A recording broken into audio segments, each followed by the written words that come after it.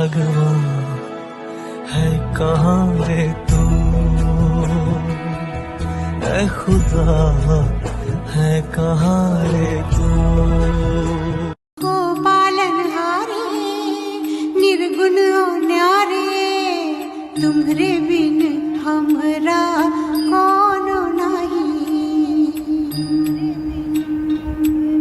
Friends, Bajaj housing finance एक ऐसा IPO जिसकी चर्चा आज की डेट में सबसे ज़्यादा की जा रही है और सबसे ज़्यादा सर्च किया जा रहा है, क्योंकि इसके दो तरीके चीज़ें सर्च की जा रही है। दो या कैसे तीन तरीके सर्च किया जा रहा है। पहला तरीका है कि वो लोग बहुत ज़्यादा खुश हैं जिनको आईपीओ का अलॉटमेंट मिल चुका है। दूसरे वो लोग हैं जो बहुत दुखी हैं कि उनको आईपीओ का अलॉटमेंट नहीं मिल चुका। साला ये दुख का खत्म नहीं होता बे।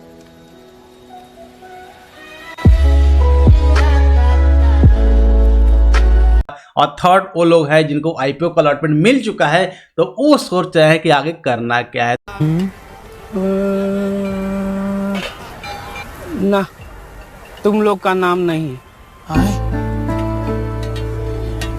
एक बार फिर से देखिए ना भूषण भाई। अरे भाई, तुम लोग का नाम लिस्ट में नहीं है, अगले लिस्ट। तो आज के इस वीडियो में डिटेल में डिस्कशन करने वाले हैं तीनों तरह के लोगों के लिए क्या अपॉर्चुनिटी होने वाली है, या पैसा बना सकते हैं या नहीं बना सकते हैं। क्योंकि एक ऐसा आईपीओ जिसका मार्केट में इतनी ज़्यादा डिमांड है, इतनी ज़्यादा धूम मचा चुकी है।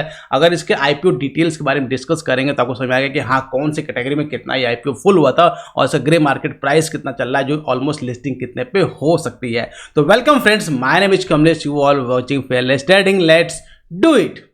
फ्रेंड्स, मार्केट में अक्सर क्या होता है कि आदमी बहुत खुश होता है। कब खुश होता है? जब उसके अकाउंट में पैसे होते हैं, कि अकाउंट में पैसे आ गए हैं, मैं बहुत खुश हूँ, मैं उस पैसे को खर्च कर सकता हूँ। लेकिन एक्चुअली होता क्या है कि अगर आपके अकाउंट में पैसे आ चुके हैं लेकिन फिर भी आप खुश नहीं हैं, आप दुखी हैं, तो यकीन मानिए आपने बजाज आईपीओ के में अप्लाई किया था, उसमें आपको अलॉटमेंट नहीं मिला। और आप इसलिए दुखी हैं क्योंकि वो पैसा आपका कटा नहीं, आपके पास वापस आ, क्योंकि अगर ये कट गया होता तो फिर आप ज़्यादा एंजॉय कर रहे होते बाकी लोगों की तरह से। क्योंकि अगर आप देखेंगे इसमें बहुत तरह के मीम्स भी देखने को मिले जो काफ़ी ज़्यादा इंटरेस्टिंग है।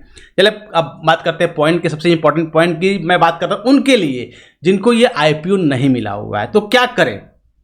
क्योंकि आगे भी ऐसे बहुत सारी कंपनियों के आईपीओस आने वाले हैं जिसमें सब्सक्रिप्शन लेवल जो बहुत हाई हो सकता है। तो उसमें क्या वो करे जिससे उनको भी आईपीओ का अलॉटमेंट मिल सके। तो बहुत ही सिंपल सी स्ट्रेटजी बता रहा हूँ जिसको आप फॉलो करिएगा, काफ़ी ज़्यादा हेल्प कर सकती है कि आपकी और आपके फैमिली में जितने भी लोग हैं सबका आप डीमैट अकाउंट ओपन कर लीजिए। बहुत सिंपल सा कॉन्सेप्ट है कि सबका डीमैट अकाउंट ओपन कर लीजिए और जो भी अच्छा आईपीओ आने वाला होगा उसमें आप हर एक डीमैट अकाउंट से, जितने फैमिली मेंबर्स हैं, हर एक डीमैट अकाउंट से आप आईपीओ को अप्लाई करिएगा।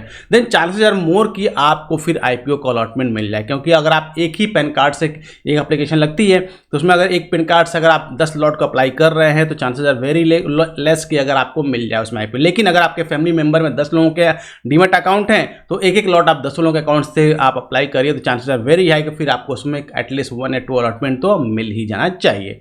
तो इस ट्रिक को आप यूज करिए, आने वाला आईपीओ में हो सकता है ये काफी हेल्प आपको करने वाला हो। सेकेंड थिंग बात करते हैं कि जिन लोगों को आईपीओ मिल चुका है वो क्या करें। देखिए, इसमें दो तरह की कैटेगरी है। जिन लोगों को आईपीओ मिल चुका, वेरी वेरी थैंक यू आप कि आपको मार्केट ने रिवॉर्ड किया है, उसका आप एंजॉय करिए। अब इसमें दो तरह की कैटेगरी, आप या तो आप लॉन्ग टर्म इन्वेस्टर्स हो या शॉर्ट टर्म हो। अगर आप शॉर्ट टर्म है तो जाहिर सी बात, आप लिस्टिंग आपकी बहुत अच्छी है क्योंकि इसका ग्रे मार्केट प्राइस 110% चल रहा है। दैट मीन्स ऑलमोस्ट डबल से ऊपर आपकी लिस्टिंग होने वाली। क्योंकि अगर आप बात करेंगे लिस्टिंग डबल से ऊपर होने वाली है तो उस केस में आप आराम से आपके 15,000 का, आपका 14,000 समथिंग आपकी प्राइस थी, तो आपको ऑलमोस्ट उतने का प्रॉफिट आपको मिलने वाला है। 15,000 रुपये पर लॉट के हिसाब से अगर प्रॉफिट मिलने वाला तो उस केस में आप प्रॉफिट्स को बुक करके होल्ड करते हैं। लेकिन अगर आपके पास पैसे की ज़रूरत नहीं है, ध्यान रखिएगा, अगर आपको पैसे की ज़रूरत नहीं है तो आप इस स्टॉक पे कुंडली मार के बैठ जाइए। कुंडली इन द सेंस, जैसे नाग होता है ना, अपनी मणि के ऊपर कुंडली मार के बैठ जाता है, उसको छोड़ता नहीं है, ठीक वैसे ही आप इस आईपीओ इसमें जो मिल चुका है तो इस पर कुंडली मार के बैठ जाइए। इसको भूल जाइए कि आपके पास कोई शेयर पड़ा भी हुआ। उस केस में ये आपका 15 से 30 से 60 से 1.5 लाख या 2 लाख या 15 लाख तक भी आपका ये पहुंच सकता है। टाइमिंग तो पता नहीं कब तक पहुंचेगा लेकिन ये पहुंच सकता है। क्लियर? तो इसको आपके लिए बहुत ही अच्छा अपॉर्चुनिटी मिलने वाला है। अब बात करते हैं उन लोगों के लिए कि जो लोगों को आईपीओ नहीं मिला, अब वो क्या करें। देखिए, इसमें आपके पास गोल्डन अपॉर्चुनिटी है इन्वेस्ट करने की। 2 से 3 तरीके बता रहा हूँ जिसको आप यूज़ करके आप अपनी स्ट्रेटेजी को यूज़ करके इस स्ट्रेटेजी को यूज़ करके आप इस आईपीओ में इन्वेस्ट कर सकते हैं। क्योंकि अगर आईपीओ में, क्योंकि आप अगर आप देखेंगे, मैं बात करूँगा अगर सब्सक्रिप्शन लेवल की, तो आप देखेंगे 63 यानी 64 टाइम्स से सब्सक्राइब हुआ था, जिसमें भी रिटेल कैटेगरी में जो कि मैक्सिमम नंबर्स ऑफ जो एप्लीकेशन आई होंगी रिटेल कैटेगरीज आती हैं, तो उसमें आप अगर आप देखें रिटेल कैटेगरी में 6.81%, मतलब ऑलमोस्ट 7 टाइम्स आपके सब्सक्राइब किए गए थे। और जो शेयर होल्डर परसेंट था, क्योंकि अगर आप देखेंगे बहुत सारे लोगों को ये आइडिया था कि शेयर होल्डर पैटर्न में अगर मेरे पास बजाज फाइनेंस के अगर शेयर हैं तो उस कैटेगरी में अगर मैं अप्लाई कर रहा हूं तो इन दैट केस से चांसेस मोर कि मुझे शेयर होल्डर पैटर्न में शेयर होल्डर्स की कैटेगरी में मुझे सब्सक्रिप्शन मिल रहा है। लेकिन अगर आप देखेंगे सब्सक्रिप्शन जो स्टेटस है शेयर होल्डर पैटर्न में 17.32x, मतलब ऑलमोस्ट 18 टाइम्स सब्सक्राइब किया गया। तो जो रिटेल वाले थे उनको चांसेस ज़्यादा थे compare to shareholder patterns में, क्योंकि वहाँ पे सब्सक्रिप्शन मोर देन डबल थे आपके देखने को मिल रही है। क्लियर? तो उससे इतना ज़्यादा सब्सक्रिप्शन होगा, जाहिर सी बात है कि बहुत लकी लोग 64 टाइम्स है, तो नॉर्मल कैलकुलेशन है कि out of 64 only 1% get the allotment. तो उस केस में आपको बहुत ही रेयर लोगों को मिला होगा। अब जिनको नहीं मिला, बहुत सिंपल सा काम करना, आपको 3 तरीके बता रहा हूँ जिसका यूज़ अगर आप करते हैं तो आप इस आईपीओ नहीं लगने के बाद पैसा बना सकते हैं। पहला, सपोज दैट आपने जो आपके अकाउंट में पैसे आए हैं 15,000 रुपये, जो आपने आईपीओ में पैसे लगाए थे, उसको आप 3 पार्ट्स में डिवाइड कर लीजिए। 3 पार्ट्स इन द सेंस 5,000, 5,000, 5,000। और सिंपल क्या करिए, मार्केट आपका आईपीओ जैसे लिस्ट होता है आप 5,000 का शेयर किसी भी लेवल, किसी भी रेट पे बाय कर लीजिएगा। जस्ट लाइक आप इसको आप एक जुआ खेल लें, आप 5,000 का बाय कर लेके छोड़ दीजिएगा। फर्स्ट।